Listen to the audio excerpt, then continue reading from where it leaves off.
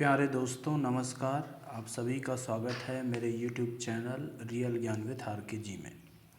दोस्तों मैं अब इस वीडियो लेक्चर के माध्यम से आप सभी के सामने पत्र लेखन को लेकर प्रस्तुत हूँ। तो दोस्तों मैं अब जो है वह पत्र लेखन का वीडियो लगभग 2-3 वीडियो आएगा। इसमें मैं पत्र लेखन कैसे किया जाता है, इन सभी चीज़ों को, और क्या क्या पत्र होते हैं, कितने प्रकार के पत्र होते हैं, इन सभी का डिटेल में मैं आप सभी को बताऊंगा और लिखने की पद्धति इनको सभी को बताऊंगा। तो आप इन सभी को देखते रहिएगा। और इसमें मैं यूजी लेवल के जितने भी हिंदी के जो पत्र लेखन है, कार्यालयीन पत्र लेखन के अंतर्गत कामकाजी हिंदी का जो टॉपिक है यह आता है। और हिंदी का जो मेंस एग्ज़ाम होता है, जितने भी कॉम्पिटिटिव एग्ज़ाम जैसे CGPSC, CGSI, इन सभी चीज़ों को, UPSC, इन सभी में जो पत्र लेखन का जो टॉपिक है इसको मैं इस वीडियो के माध्यम से कवर करूँगा। तो चलिए दोस्तों शुरू करते हैं पत्र लेखन से।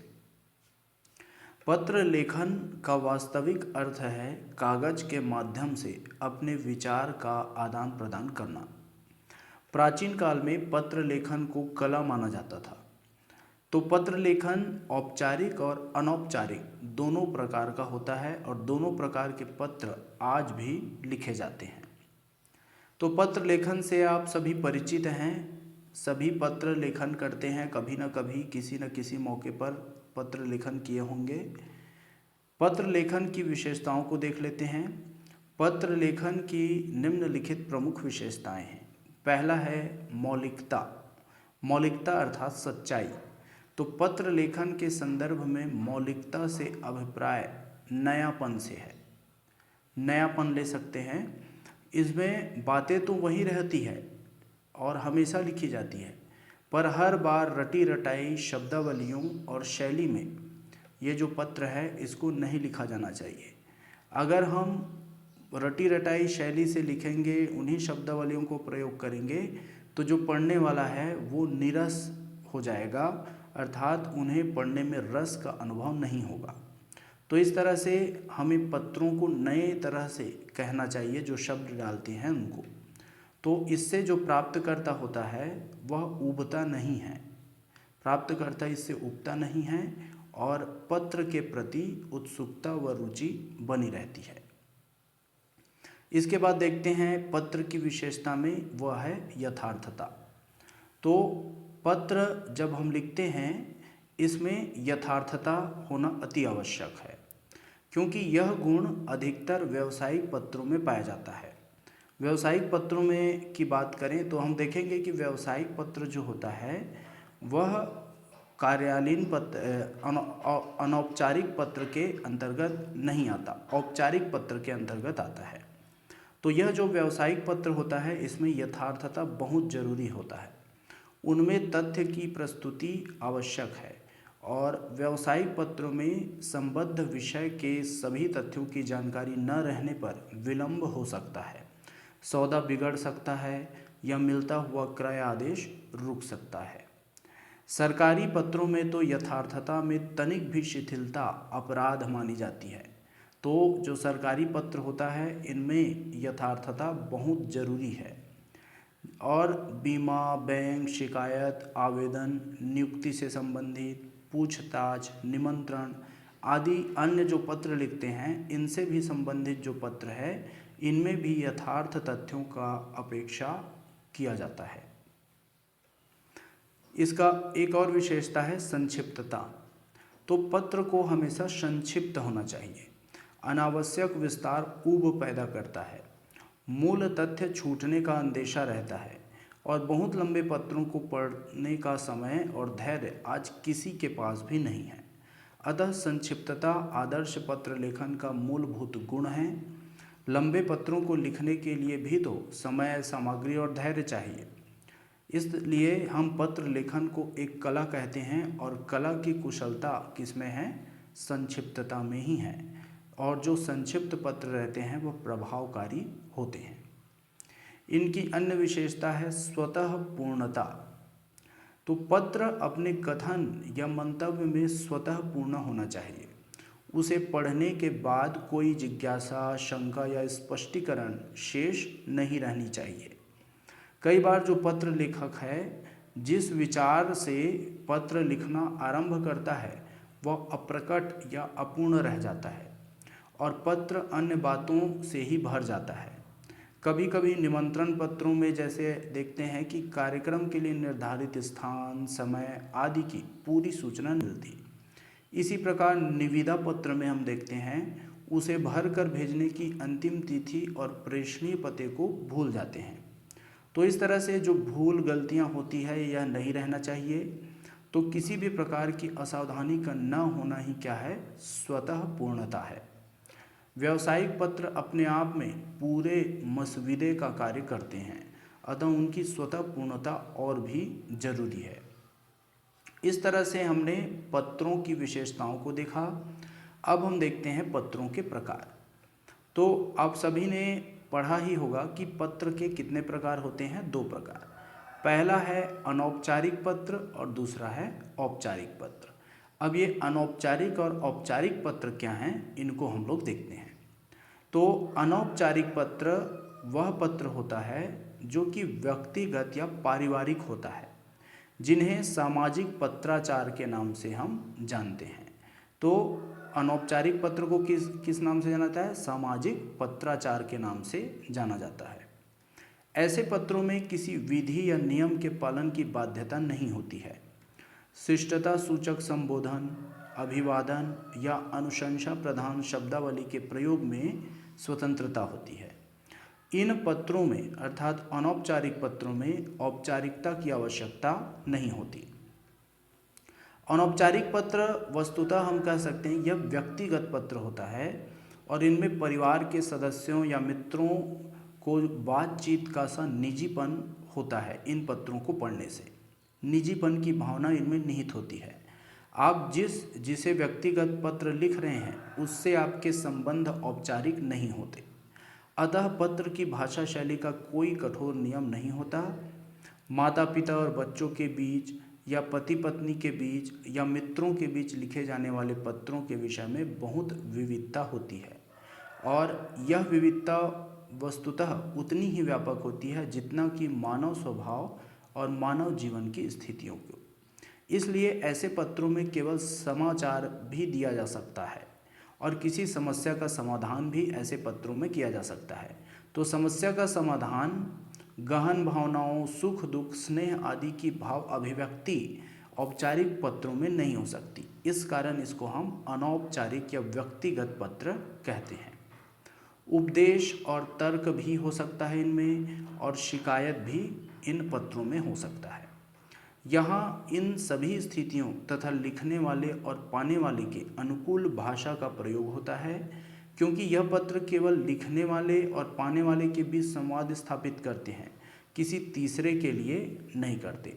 इस कारण जो लिखने वाला होता है और पाने वाला होता है, इनके बीच जो संवाद होता है वह उनके अनुकूल होता है, न कि किसी तीसरे के। तो इसको कोई तीसरा नहीं पढ़ सकता।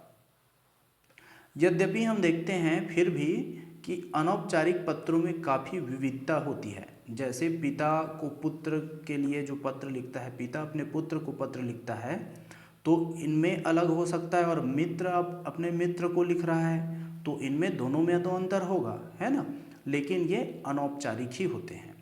तो अनौपचारिक पत्रों में भी विविधता पाई जाती है और कोई खास नियम इन पर लागू लेकिन नहीं होता, कोई खास नियम नहीं होता। तो फिर भी पत्र के ऊपरी ढांचे के संबंध में एक सामान्य पद्धति का चलन है कि हम अगर पत्र लिखते हैं तो इन पद्धतियों को अपनाया जाना चाहिए। तो इन पद्धतियों को हम देख लेते हैं। तो कौन कौन सी पद्धति अपनाई जानी चाहिए, इसको मैंने उदाहरण सहित आपको बताने का प्रयास किया है। तो अनौपचारिक पत्रों को लेखन में हम देखते हैं कि अनौपचारिक या व्यक्तिगत पत्र लिखने वाले का पता और तारीख सबसे दाईं ओर लिखी जाती है। दोस्तों, मैंने ये नियम बताने के साथ साथ पत्र का नमूना भी आपको दिया है, आगे देखेंगे इस नमूने को तो आपके समझ में अच्छे से आ जाएगा। तो सबसे पहले जब हम अनौपचारिक पत्र लिखते हैं तो लिखने वाले का पता कहाँ होना चाहिए, सबसे दाईं ओर लिखा होना चाहिए। उसके बाद बाईं ओर पत्र पाने वाले के लिए क्या है, संबोधन होता है, और यह संबोधन बड़ा ही व्यक्तिगत होता है, यानी माता पिता या अन्य सामान्य व्यक्तियों के लिए अक्सर हम आदरणीय माननीय विशेषण का प्रयोग करते हैं, और बराबर वालों या छोटों के लिए अक्सर प्रिय विशेषण का प्रयोग करते हैं। तो हम सबसे पहले जो भेजने वाला है उसका पता रहेगा दाईं ओर, और बाईं ओर पाने वाले का पता रहेगा, और उसका हम संबोधन के साथ लिखेंगे उसका नाम। तो फिर हम अभिवादन के रूप में नमस्कार, प्रणाम, स्नेह, शुभ आशीर्वाद आदि शब्दों का प्रयोग भी करते हैं। अभिवादन पत्र पाने वाले की आयु और लिखने से उसके संबंध के अनुसार निर्भर करता है। पत्र का आरंभ कुशलता के समाचार या पत्र पाने के संदर्भ से कर सकते हैं, और पत्र पाने की सूचना या ऐसे ही किसी अन्य बात से हम पत्र का क्या करते हैं, आरंभ करते हैं। फिर पत्र का मुख्य विषय लिखा जाता है। पत्र के मुख्य विषय को हम कलेवर कहते हैं। क्या कहते हैं, कलेवर। पत्र के मुख्य विषय को हम कलेवर कहते हैं।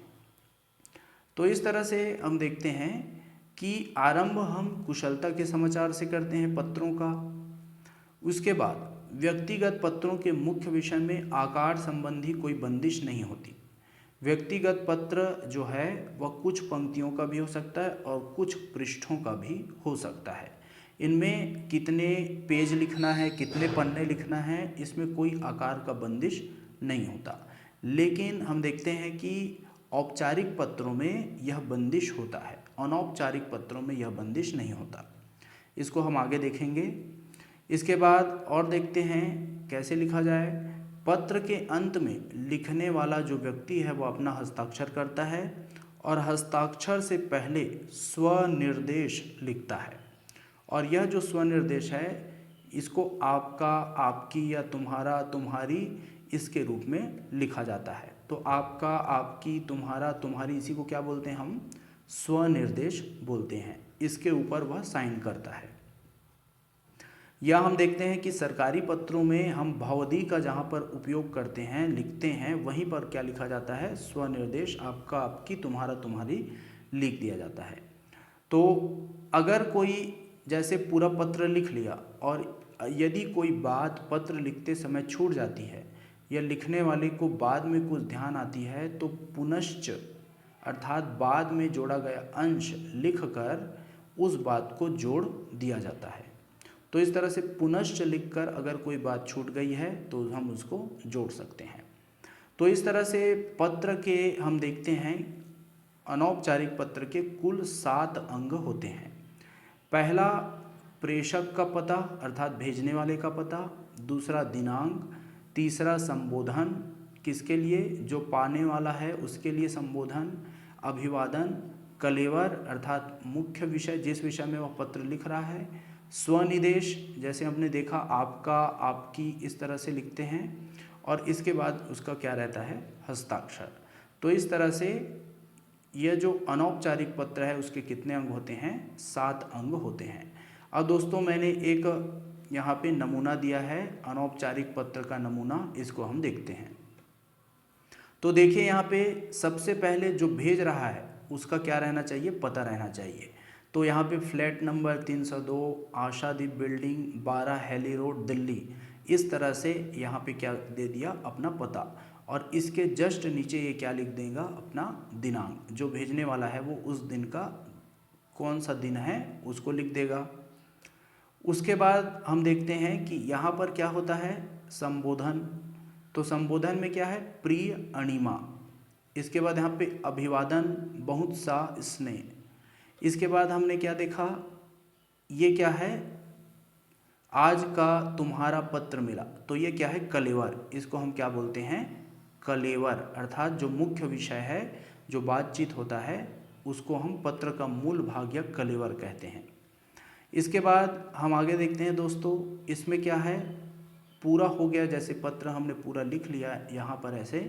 तो इसके बाद तुम्हारा तुम्हारी दीदी यहाँ पे लिखा है, तो तुम्हारी दीदी क्या हो गया, स्वनिदेश, और यहाँ पे जो नाम है वो उनका नाम आ गया। और अगर चाहें तो आप तुम्हारी दीदी जो लिखा है उसके ऊपर साइन भी जो भेजने वाला है वो कर सकता है। इसके बाद यहाँ पे लास्ट में हमने देखा कि पुनश्च लिख देते हैं। पुनश्च का अर्थ यह है कि पत्र लिखते समय हमसे अगर कोई बात है वो छूट जाती है तो उसको हम पुनश्च लिखकर कर सकते हैं कि हो सकता है कि फरवरी में हमारा राउल केला आने का कार्यक्रम बन जाए, यदि ऐसा हुआ तो बहुत अच्छा होगा। तो इस तरह से यहाँ पे पुनश्च के रूप में हमने लिख लिया। तो आप इसका स्क्रीनशॉट ले सकते हैं, ये इसका नमूना है।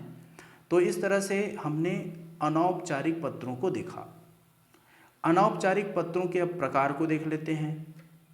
तो अनौपचारिक पत्रों के प्रकार के अंतर्गत निम्नलिखित प्रकार के पत्र रखे जा सकते हैं। पहला है पारिवारिक पत्र। तो पारिवारिक पत्र में पिता का पुत्र के नाम पत्र, पुत्र का पिता को पत्र, माता को पुत्र का पत्र।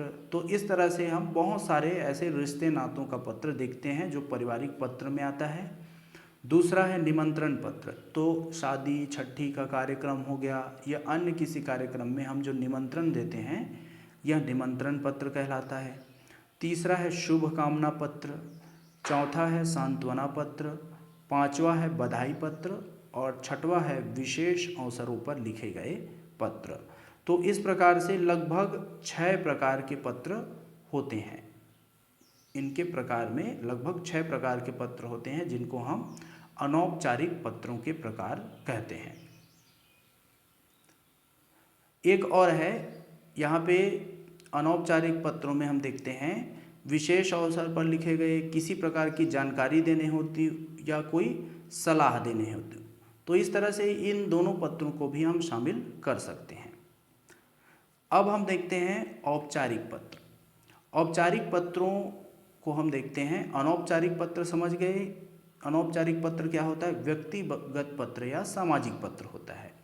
अब औपचारिक पत्र की ओर देखते हैं। तो औपचारिक पत्रों की भाषा शैली और लेखन पद्धति विशिष्ट और निश्चित होती है। हालांकि इसमें समय समय पर परिवर्तन होता रहता है, फिर भी इसका रूप आकार लगभग सुनिश्चित होता है। इस दृष्टि से हर प्रकार के औपचारिक पत्र लिखने का एक खास तरीका होता है। तो इस तरह से हम औपचारिक पत्र जो लिखते हैं वह अलग अलग तरीके से लिखा जाता है। अलग अलग औपचारिक पत्रों के लिए अलग अलग तरीका होता है। फिर भी कुछ बातें ऐसी हैं जो सभी औपचारिक पत्रों पर समान रूप से लागू होती है। औपचारिक पत्र जो होते हैं वह लंबे नहीं लिखे जाने चाहिए। जैसा कि हमने देखा कि अनौपचारिक जो पत्र होता है उसके लिए कोई सीमा नहीं होती। आप 2 पेज 3 पेज और अन्य कई पेजों में लिख सकते हैं, लेकिन औपचारिक पत्र को हम ज़्यादा लंबा नहीं लिख सकते, क्योंकि पत्र चाहे वह व्यापार से संबंधित हो या शासकीय कामकाज से पढ़ने वाले व्यक्ति के पास बहुत अधिक समय नहीं होता। इसलिए अपनी बात को संक्षेप में तथा स्पष्ट भाषा में कहना जरूरी होता है। तो ऐसे पत्र में अर्थात औपचारिक पत्र में प्रमुख मुद्दों का उल्लेख जरूर होना चाहिए। तो इस तरह से हम देखते हैं कि इस तरह से हम जो विस्तार करते हैं उसका विश्लेषण नहीं किया जाता। विस्तार और विश्लेषण हम इसमें नहीं करते हैं। इसलिए ऐसे पत्र का आकार 1 या अधिक से अधिक 2 टंकित पृष्ठों से ज़्यादा नहीं होना चाहिए। ये बात बहुत ध्यान रखने योग्य है कि जो औपचारिक पत्र होता है उनका अधिक से अधिक 2 टंकित पृष्ठों से ज़्यादा लंबाई नहीं होना चाहिए। ये जो पत्र हैं इनमें कहीं कहीं बाद में यथा तथ्यता और उचित क्रम का निर्वाह भी जरूरी है, ताकि पढ़ने वाला उसे सहजता से समझ सके। पत्र में यदि किसी पिछली बात या पिछले पत्र का हवाला दिया गया हो तो उसकी तारीख को संख्या और विषय ये सभी चीज़ सही होने चाहिए, क्योंकि छोटी सी गलती होने पर समय, श्रम तथा धन की हानि हो सकती है। और ऐसी गलती व्यावसायिक पत्र में होती है तो इसका असर उस कंपनी या फर्म की साख पर पड़ सकता है। और यदि आवेदन पत्र या किसी अनुरोध पत्र में अगर गलती हो गई तो पत्र लिखने वाला जो है वह क्या हो जाता है, उसको नुकसान उठाना पड़ता है। प्रशासनिक मामलों में तो इस तरह की जो गलती है वह गंभीर कानूनी समस्या पैदा कर सकती है। तो औपचारिक पत्र में निजीपन की गुंजाइश नहीं होती, इसमें निजीपन की गुंजाइश नहीं होती जिस तरह से अनौपचारिक पत्रों में होता है। औपचारिक पत्र की जो भाषा है इसमें अटपटापन या रूखापन भी नहीं होना चाहिए कि जो पढ़ने वाले हैं वो अस्पष्ट या उसको बुरा लग जाए। ऐसे पत्रों में सहज विनम्र भाषा का इस्तेमाल होना चाहिए। औपचारिक पत्रों का रूप आकार सुनिश्चित होता है, अर्थात उनको लिखने का तरीका क्या है वह सुनिश्चित होता है। उसमें व्यक्तिगत पत्रों से विविधता नहीं होती और उसे मनमाने ढंग से बदला नहीं जा सकता। ठीक है, तो निश्चित ही आप लोग समझ रहे होंगे। हम यह भी चर्चा कर चुके हैं कि औपचारिक पत्र जो व्यवहार है वह कई तरह के होते हैं और हर तरह के पत्र व्यवहार की अपनी एक पद्धति होती है। तो विविध नियम विधानों में आबद्ध विधि प्रणाली पत्र औपचारिक पत्र होते हैं और इन पत्रों की विषय वस्तु, लेखन विधि, भाषा शैली, इसकी कुशलता जो रहती है वो बंधी बंधाई रीति पर चलती है और अभ्यस्त व्यक्ति ही ऐसे पत्रों का लेखन कर सकता है। बिना अभ्यास के जो व्यक्ति है उसको लिखेगा उसमें बहुत सारी खामी की गुंजाइश यहाँ पे होती है। तो अभ्यस्त व्यक्ति ही इस प्रकार के पत्रों को लिख सकता है। औपचारिक पत्र अक्सर उन लोगों के बीच लिखे जाते हैं जो या तो व्यक्तिगत रूप से बहुत परिचित नहीं होते हैं या फिर जिनके बीच संबंध जो रहता है वो काफ़ी औपचारिक तरह के होते हैं। तो औपचारिक पत्रों में कई तरह के पत्र व्यवहार शामिल होते हैं। तो हम देखते हैं कि औपचारिक पत्रों के अंतर्गत क्या क्या पत्र व्यवहार आते हैं। तो इससे आ जाता है आवेदन पत्र आता है, व्यावसायिक पत्र, सरकारी पत्र, विविध संस्थाओं के प्रधान और समाचार पत्रों के संपादक से अनुरोध या शिकायत के लिए जो पत्र लिखते हैं ये आ जाता है और सामान खरीदने के लिए पत्र ये आ जाता है। तो इस तरह से हम देखते हैं कि जो औपचारिक पत्र होता है उनमें इतने प्रकार के जो पत्र होते हैं ये सभी आ जाते हैं। तो दोस्तों अब नेक्स्ट वीडियो लेक्चर में हम इन सभी पत्रों के बारे में देखेंगे कि आवेदन पत्र कैसे लिखा जाए, व्यावसायिक पत्र कैसे लिखा जाए, सरकारी पत्रों के और कौन कौन से प्रकार होते हैं और इनको कैसे लिखा जाता है, इन सभी पर हम नेक्स्ट वीडियो में चर्चा करेंगे। तो फिलहाल आज के लिए इतना ही। इस वीडियो के माध्यम से मैंने आपको कौन कौन से पत्र होते हैं और इसके अंतर्गत क्या क्या पत्र आ जाते हैं इसकी जानकारी आपको दे दिया गया। तो इसी के साथ मैं अपनी वाणी को विराम देना चाहूँगा। धन्यवाद।